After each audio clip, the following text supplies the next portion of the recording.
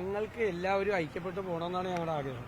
ആരും തമ്മിൽ വഴക്കുണ്ടാവരുത്, സാമുദായികമായ സ്പർദ്ധ കേരളത്തിലുണ്ടാവരുത്, ഒരു സാമുദായികമായ ഐക്യം വേണം, മതസൗഹാർദ്ദം കേരളത്തിലുണ്ടാവണം. അതിന് ഏത് സ്റ്റെപ്പ് ആരെടുത്താലും ഞങ്ങൾ അതിനെ പിന്തുണയ്ക്കും. നല്ല കാര്യമാണ്. പക്ഷെ ഇപ്പം നടക്കുന്നത് എന്താണ്?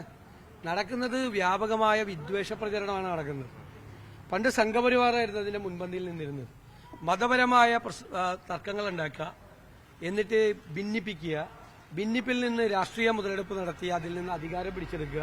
ഇതൊരു സംഘപരിവാർ തന്ത്രമാണ്. അതേ സംഘപരിവാർ തന്ത്രം ഇപ്പൊ CPM കേരളത്തിൽ പയറ്റാണ്. CPM സംഘപരിവാറിന്റെ അതേ വഴിയിൽ കൂടെ പോവുകയാണ്. അപ്പോൾ SNDP ജനറൽ സെക്രട്ടറിയോട് കുറിച്ചല്ല ഞാൻ തിരുവനന്തപുരത്ത് പ്രസംഗിച്ചത്. ഞാൻ തിരുവനന്തപുരത്ത് പിണറായി വിജയനെതിരായിട്ടാണ്, മുഖ്യമന്ത്രിക്കെതിരായിട്ടാണ് സംസാരിച്ചത്. മുഖ്യമന്ത്രിക്ക് മതേതരത്വത്തെക്കുറിച്ച് സംസാരിക്കാൻ ഒരു അവകാശമില്ല. AK ബാലൻ നടത്തിയ പ്രസ്താവന, ആ പ്രസ്താവന മതസ്പർദ്ധ ഉണ്ടാക്കാനുള്ള സംഘപരിവാർ രീതിയായിരുന്നു. അതിനെ പ്രൊട്ടക്ട് ചെയ്ത് സംസാരിച്ചു. ME ഗോവിന്ദൻ തള്ളി പറഞ്ഞു അവരുടെ AK ബാലന്റെ പ്രസ്താവനയെ. പക്ഷെ പിണറായി വിജയൻ അതിനെ സംരക്ഷിച്ചു. അതായത് സംഘപരിവാറിന്റെ അതേ വഴിയിലാണ്. ഇപ്പൊ സംഘപരിവാർ നേതാക്കൾ പറഞ്ഞിട്ടുണ്ട്, പറവൂരിൽ എന്നെ തോൽപ്പിക്കാൻ വേണ്ടിയിട്ട് BJP BDS സ്ഥാനാർത്ഥിയെ നിർത്തരുത്. അതായത് രണ്ടാമത് വരുന്ന LDF സ്ഥാനാർത്ഥിക്ക് പിന്തുണ കൊടുക്കണം, അങ്ങനെ എന്നെ തോൽപ്പിക്കണം. അത് BJPയുടെ ഒരാവശ്യമാണ്. അപ്പൊ മതപരമായ സ്പർദ്ധ, ആര് വർഗീയത സംസാരിച്ചാലും അവർക്കെതിരായി ഞങ്ങൾ നിലപാടെടുക്കും. അത് ന്യൂനപക്ഷ വർഗീയതയായാലും ഭൂരിപക്ഷ വർഗീയതയായാലും വർഗീയത പ്രചരിപ്പിച്ച് വിദ്വേഷ പ്രചരണം കേരളത്തിൽ ആര് നടത്തിയാലും അതിനെതിരായി കോൺഗ്രസും UDF നിലപാടെടുക്കും. അങ്ങനെ ചെയ്യരുതെന്ന് പറയും. ഒരാളെ അധിക്ഷേപിച്ചിട്ടില്ല, അധിക്ഷേപിച്ചത് എന്നെയാണ്. ഞാൻ എന്നിട്ട് തിരിച്ചൊരു മറുപടിയും പറഞ്ഞില്ല. ഇതിനു മുമ്പ് എന്നെക്കുറിച്ച് വളരെ മോശമായ വാക്കുകൾ പറഞ്ഞു, ഇന്നലെയും മോശമായിട്ട് വാക്ക് പറഞ്ഞു. ഞാനെന്താണെന്ന് മറുപടി പറഞ്ഞത്? അദ്ദേഹം നല്ല പ്രായമായ ആളാണ്. ഇരിക്കുന്ന സ്ഥാനം എന്ന് പറയുന്നത് വലിയ പ്രധാനപ്പെട്ട ആളുകൾ ഇരുന്ന സ്ഥാനമാണ്.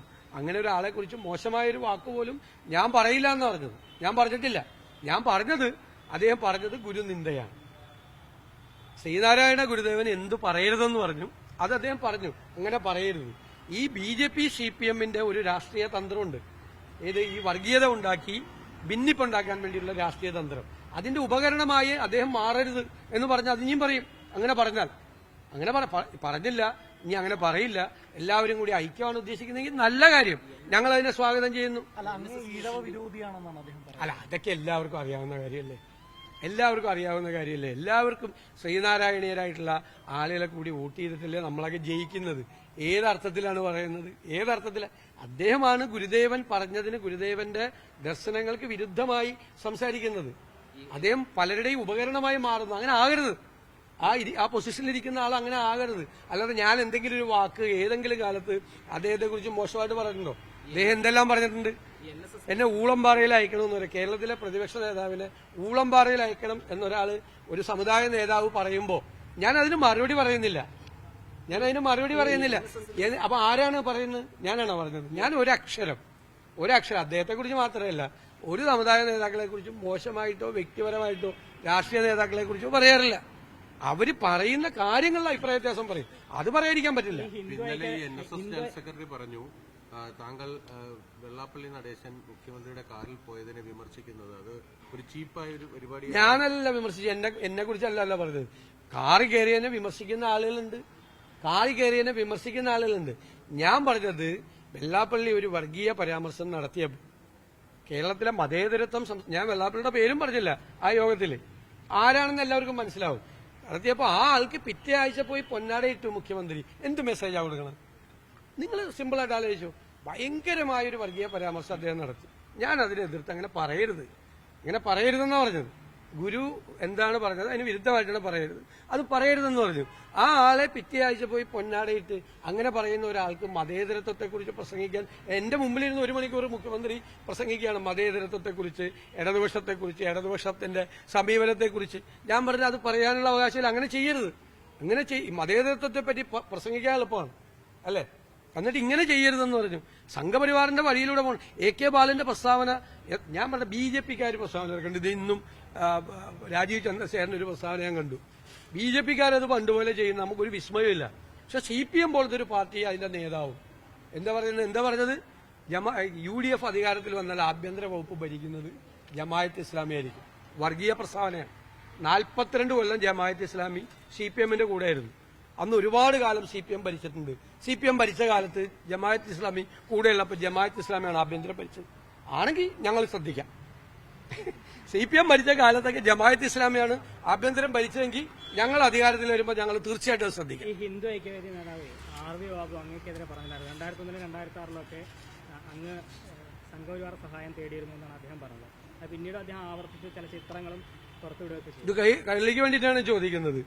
ആ സംഘപരിവാർ സഹായം എന്തിനാ ഇവിടെ പറയൂര്? ഇവിടെ ഉണ്ടായില്ലല്ലോ അവരിവിടെ ഉണ്ടായില്ലല്ലോ, അവർക്കിവിടെ വോട്ട് പോലും ഇല്ലല്ലോ, ഉണ്ടായില്ലല്ലോ. ഞാനൊക്കെ നല്ല മാർജിനിലാണ് ജയിക്കുന്നത് എല്ലാ പ്രാവശ്യവും. ഏതെങ്കിലും ഹിന്ദു ഐക്യവേദിയുടെ നേതാവ് എനിക്ക് അനുകൂലമായിട്ട് പറയോ? കാരണം ഞാൻ വർഗീയതയ്ക്കെതിരായി കടുത്ത സ്റ്റാൻഡ് എടുക്കുന്ന ആളാണ്. ഇപ്പൊ CPM പറയണത് ഇതാണ്, ഈ വാചകമാണ് പറയുന്നത്. BJP പറയണത് എന്താ?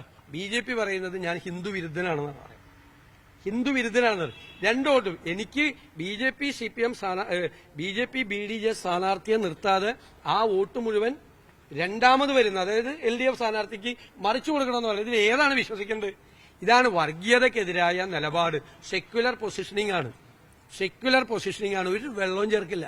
ഞാൻ പറഞ്ഞല്ലോ, തെരഞ്ഞെടുപ്പിൽ തോറ്റാലും സാരമില്ല. തെരഞ്ഞെടുപ്പിൽ ഞാൻ 2016 ഇത് നേരിട്ട ആളാണ് ഇവിടെ. അന്ന് ഞാനൊന്ന് പറഞ്ഞു, മുന്നിൽ നിന്ന് വെട്ടേറ്റ് മരിച്ചാൽ വീരാളി പട്ട് പുറച്ചു കിടക്കും വർഗീയതയുമായിട്ടുള്ള പോരാട്ടത്തിൽ. ഇവിടെ പ്രസംഗിച്ച ആളാ ഞാൻ. ഞാൻ പറയണ കേക്ക് നിങ്ങൾ കൈരളിക്കേണ്ട എത്ര തിരുത്തി. 2016 ഈ പറവൂരിൽ നിന്ന് ഞാൻ പ്രസംഗിച്ച ആളാ. എനിക്കെതിരായി വർഗീയ ശക്തികളെല്ലാം ഒന്നുചേർന്നു എന്നെ തോൽപ്പിക്കാൻ. ഞാൻ പറഞ്ഞു, വർഗീയതയുമായി കോംപ്രമൈസ് ഇല്ല. വർഗീയതയുമായി നേരിട്ട് ഏറ്റുമുട്ടി മരിച്ചു കിടന്നാലും വീരാളിപ്പട്ട് പുറച്ചു കിടക്കും, പുറകിൽ നിന്ന് വെട്ടേറ്റ് മരിക്കില്ല. അതായത് ഞാൻ ഓടൂല, വർഗീയതയുമായി പോരാടുമ്പോൾ ഓടൂല, പുറകിലേക്ക് ഓടൂല എന്ന് പരസ്യമായി പ്രസംഗിച്ചിട്ട് എന്നെ തോൽപ്പിക്കാൻ വന്ന വർഗീയ ശക്തികൾക്കെല്ലാം ഈ പറവൂരിലെ ജനത 20,000 വോട്ടിന്റെ ഭൂരിപക്ഷം തന്ന് എന്നെ വിജയിപ്പിച്ച. പറവൂരിൽ 20,000 എന്ന് പറഞ്ഞാൽ ഒന്ന് കണക്ക് പാർട്ടിക്കാരോട് ചോദിക്കുക കൈരളിക്കാരൻ പോയി. ഞാൻ വെള്ളാപ്പള്ളി ഒന്നും ലക്ഷ്യം വെച്ചില്ല, ഞാൻ വർഗീയതയാണ് ലക്ഷ്യം വെച്ചത്. എനിക്കറിയാം, അദ്ദേഹം പണ്ടും എനിക്കെതിരായി സംസാരിച്ചിട്ടുണ്ട്. അതെനിക്കറിയത്തില്ല. ഞാൻ വർഗീയവാദി എന്നൊന്നും പറഞ്ഞിട്ടില്ല. ഞാൻ ഒരു വർഗീയത പറയരുത്.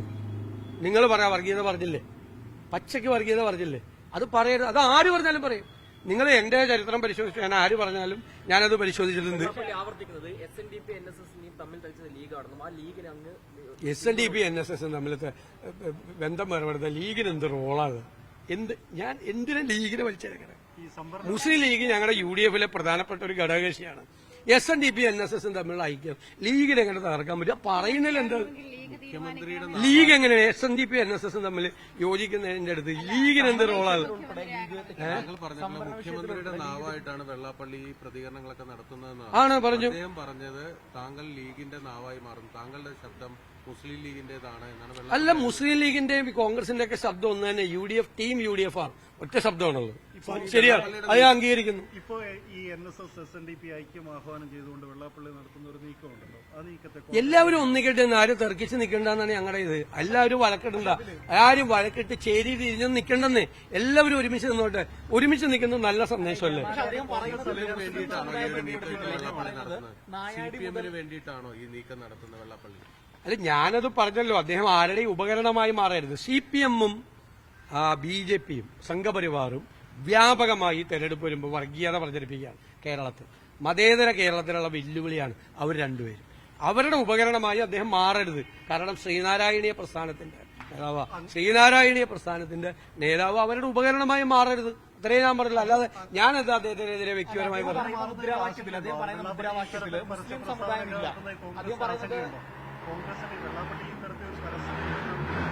ഞങ്ങൾക്ക് എന്തിനാ ആശങ്ക? ഞങ്ങളുടെ കൂടെ ജനങ്ങളുണ്ട്. മതേതര കേരളം ഞങ്ങളുടെ കൂടെ നിൽക്കും.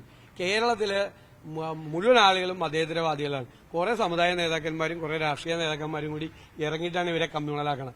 ഞങ്ങൾ അവരുടെ കൂടെയാണ്. ഞങ്ങൾ മതേതര ജനത ഞങ്ങളുടെ കൂടെയാണ്. ഒരു ധ്രുവീകരണത്തിനുള്ളൊരു ശ്രമമാണോ ഇപ്പോൾ വെള്ളാപ്പള്ളി നടത്തുന്നത്? അല്ല, അതൊന്നും ഞാൻ പറയുന്നില്ല. അതൊന്നും അങ്ങനെയൊന്നും നടത്താൻ പറ്റില്ല കേരളത്തിലെ മതപരമായി ജനങ്ങളെ ഭിന്നിപ്പിച്ച് വിദ്വേഷ പ്രചരണം നടത്തി ജനങ്ങളെ ഭിന്നിപ്പിക്കാൻ പറ്റില്ല. അതിനെ പ്രതിരോധിക്കാൻ കോൺഗ്രസ് ഉണ്ടാവും, UDF ഉണ്ടാവും, ഒരു സംശയം വേണ്ട. ആ ജോലിയാണ് ഞങ്ങൾ ചെയ്യുന്നത്. ഞങ്ങൾ വിദ്വേഷ പ്രചരണത്തിനെതിരായിട്ടുള്ള ഉറച്ച നിലപാട്, മതേതരത്വത്തിന് വേണ്ടിയിട്ടുള്ള വെള്ളം ചേർക്കാത്ത നിലപാട് ഉറച്ചു നിൽക്കും. ആര് സംസാരിച്ചാലും ചെയ്യരുതെന്ന് പറയും. നസ്രാണി വരെ എന്ന് പറയുന്ന ഒരു പുതിയ സമുദായ മുദ്രാവാക്യം അതൊക്കെ ഇതിനു മുമ്പും പറഞ്ഞില്ല, ഇന്ന് പുതിയ മുദ്രാവാക്യമൊന്നും അല്ലല്ലോ. ഇതിനു മുമ്പൊക്കെ പറഞ്ഞിട്ട് ഇത് എവിടെ നിൽക്കുന്നു? എവിടെ നിൽക്കുന്നത്? ഇവരെല്ലാം നവോത്ഥാന പ്രസ്ഥാനം ഉണ്ടാക്കി, എന്തോരം നവോത്ഥാനമാണ് ഇവരെല്ലാവരും കൂടി നടത്തിയത്. ഇതൊക്കെ നമ്മൾ കേട്ട് പരിചയിപ്പിച്ച സംഭവങ്ങളാണ്. ഇവർക്ക് ആർക്കും ഒന്നും ചെയ്യാൻ പറ്റില്ല. വിദ്വേഷ പ്രചരണം നടത്തുന്ന എല്ലാവർക്കും കേരളം ചുട്ട മറുപടി കൊടുക്കും. ചുട്ട മറുപടി. ഞാനത് എന്റെ 2016 എന്റെ അനുഭവമാണ്. എല്ലാ വർഗീയ ശക്തികളും വന്ന് എന്നെ പരാജയപ്പെടുത്താൻ വേണ്ടിയിട്ട് വ്യാപകമായ വർഗീയ പ്രചരണം നടത്തിയപ്പോൾ ജനങ്ങൾ കൊടുത്ത മറുപടിയാണ്. ഞാൻ പന്ന്യൻ രവീന്ദ്രനെ തോൽപ്പിച്ചപ്പോൾ 11,000 വോട്ടിന്റെ ഭൂരിപക്ഷം ഉണ്ടായില്ല 2011. 2016 എനിക്ക് 20,000. അന്ന് ട്രെൻഡാണ്, LDF ട്രെൻഡാണ്. എന്റെ ഭൂരിപക്ഷം 11 നിന്ന് 20. കാരണം ജനങ്ങൾ സെക്കുലറാണ്. അവിടെ ചീത്തയാക്കാൻ വേണ്ടിയിട്ട് എല്ലാവരും ഇറങ്ങണ്ടെന്നാണ് എന്റെ അഭിപ്രായം.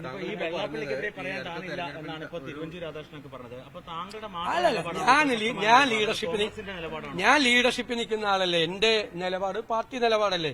വർഗീയതക്കെതിരായി രാഹുൽ ഗാന്ധിയുടെ നിലപാടല്ലേ. രാഹുൽ ഗാന്ധി എന്തിനു വേണ്ടിയിട്ടാണ് ഫൈറ്റ് ചെയ്യണത്? രാഹുൽ ഗാന്ധി ആർക്കെതിരെയാണ് ഫൈറ്റ് ചെയ്യണത്?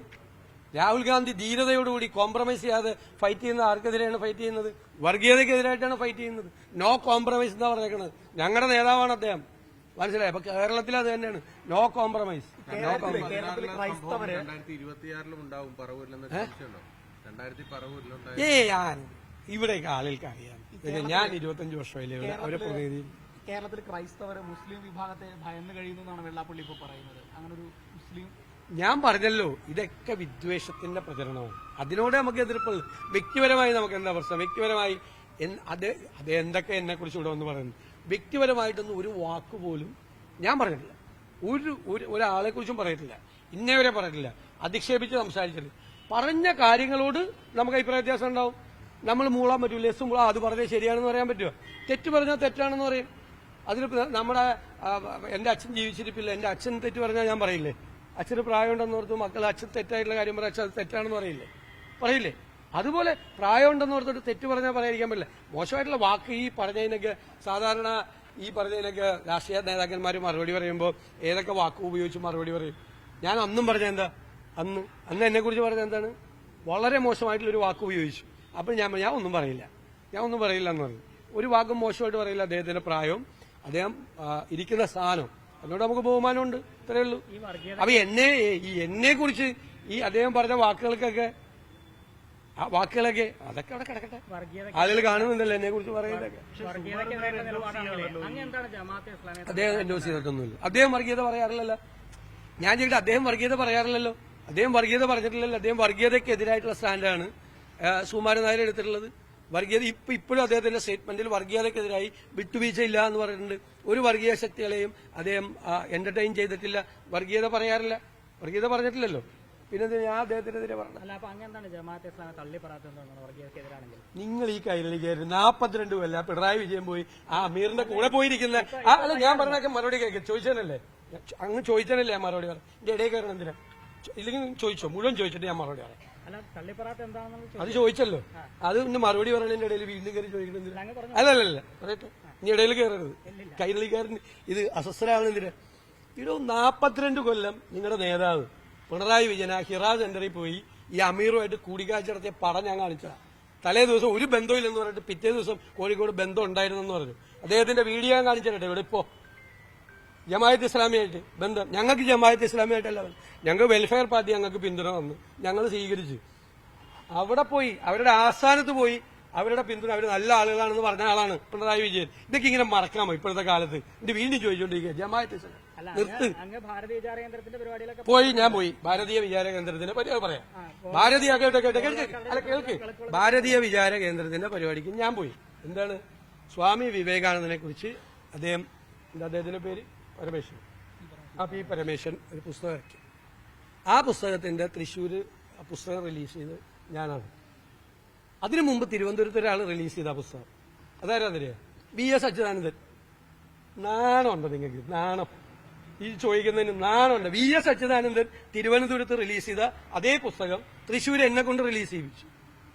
അന്ന് എന്റെ പേര് ശുപാർശ ചെയ്തത് ശ്രീ MB വീരേന്ദ്രകുമാറാണ്.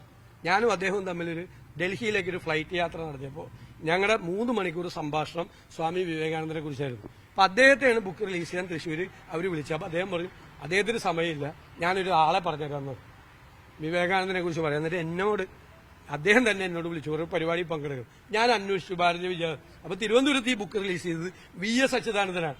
VS അച്യുതാനന്ദനേക്കാൾ വലിയ നേതാവ് കമ്മ്യൂണിസ്റ്റ് പാർട്ടിക്ക് സമീപകാലത്തൊന്നും ഉണ്ടായിട്ടില്ലല്ലോ കേരളത്തിൽ. അദ്ദേഹം റിലീസ് ചെയ്ത ബുക്ക് ഞാൻ തൃശ്ശൂർ റിലീസ് ചെയ്തപ്പോ ഞാൻ ഭാരതീയ വിചാര കേന്ദ്രത്തിന്റെ പരിപാടി പങ്കെടുത്തായി പ്രചരിപ്പിച്ചു. ഇതാണ് യാഥാർത്ഥ്യം. ഉണ്ടായിരിക്കും.